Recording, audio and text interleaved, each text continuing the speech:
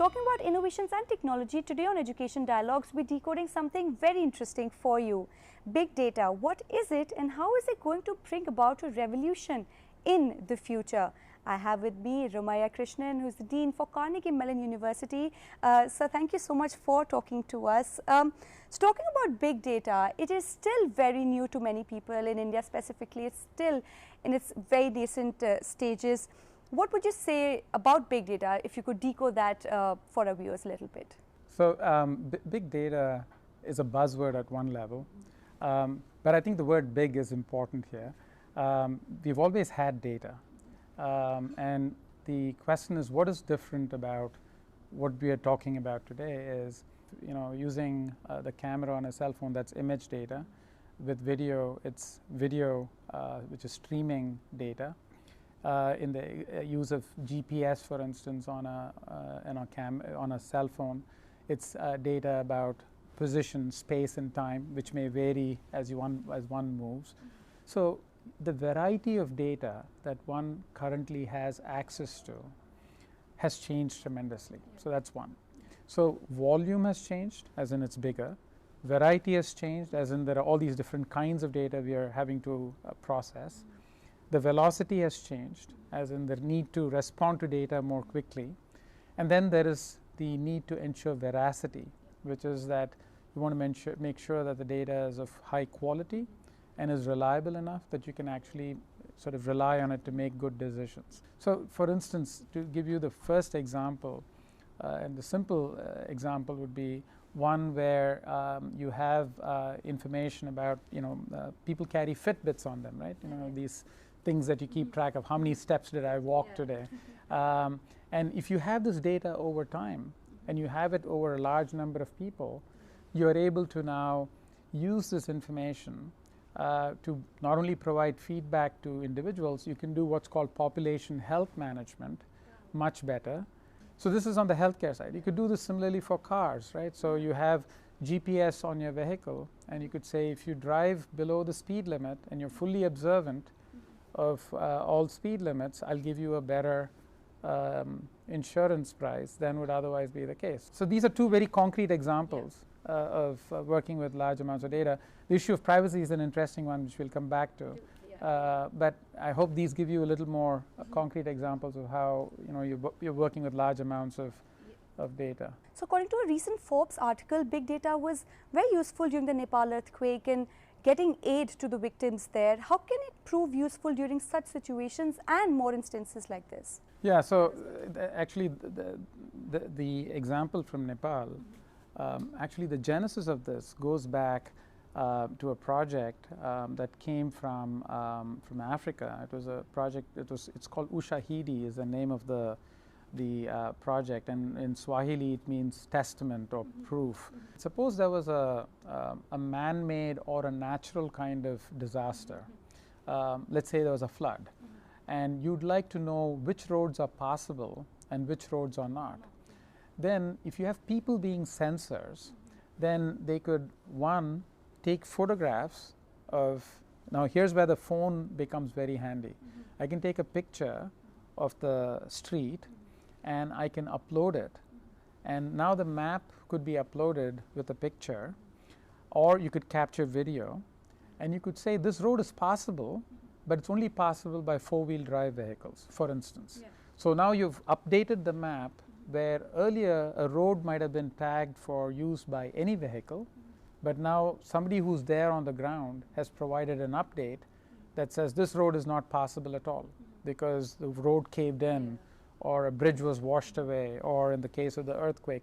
So in effect, what you're getting is people being people working as sensors, and this could be either people, or you could actually have sensors in the ground, which are devices which are in the ground, which could actually transmit information, and that then allows first responders like emergency medical response, fire, or police to decide how to get to a given location. How difficult is it going to be to work with big data in India and of course globally, collecting data, the costs, processing it? So if you take the example of any organization, take government.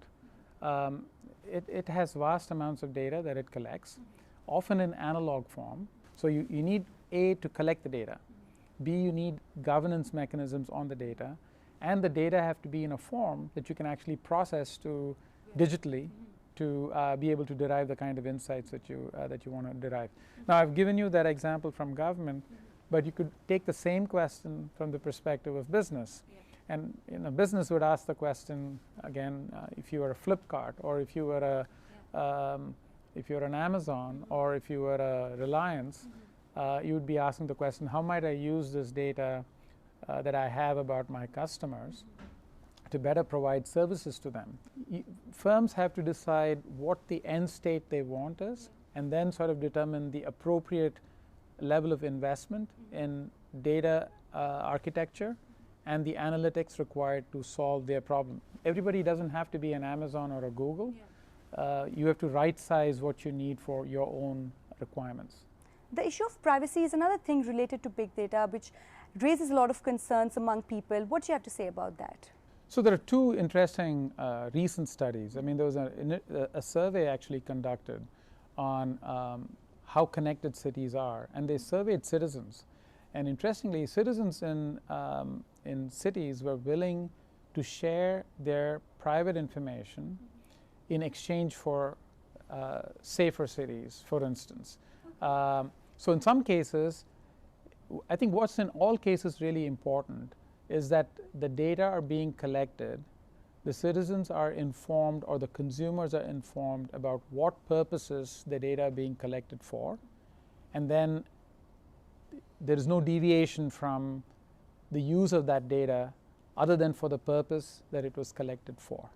Then there are an entire class of applications for which privacy is going to be fundamentally an important issue. And organizations working with the stakeholders, in this case government and citizens, will have to situate themselves in this two-dimensional space to figure out where they want to be in this trade-off between confidentiality, protecting confidentiality, and still deriving utility. So let's talk about studying this particular field. What do you think Indian universities need to do to cater to the demands of this particular field? And also, do you think Indian students would prefer going abroad for this? So I can speak to the latter. So at Carnegie Mellon, we have a real array of programs. This is an area of considerable depth and strength at Carnegie Mellon. So for instance, we are the only university that I know of in the world that has a department of machine learning, a department devoted just to machine learning. So we have considerable capacity and expertise in this area. According to reports, big data will also challenge the workforce in a way. It will also create job disruption amongst companies. What do you have to say about that? My view is we've gone through multiple revolutions, industrial revolutions, right? So if you think of what happened when electricity was invented and replaced steam, it took out a whole class of jobs on account of the fact that there was a new technology that had been put in place. The question that's an open question is, are we looking at a similar kind of industrial revolution happening now? And then people will just, there will be change, and there will be new kinds of opportunities emerging. So my final question, I'm going to wrap up with this one. What advice would you give to all the students who are aspiring to get into this field, students who want to know more about big data? How should they go about things?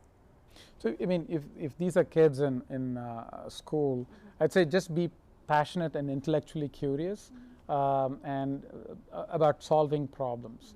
What is big data today is not going to be big data tomorrow. So if you're constantly curious and excited about what you're doing, I think there are lots of opportunities. So I'm really optimistic, and if you're young, I think it's a fun time to be young. I think there's lots of great things coming down the pike.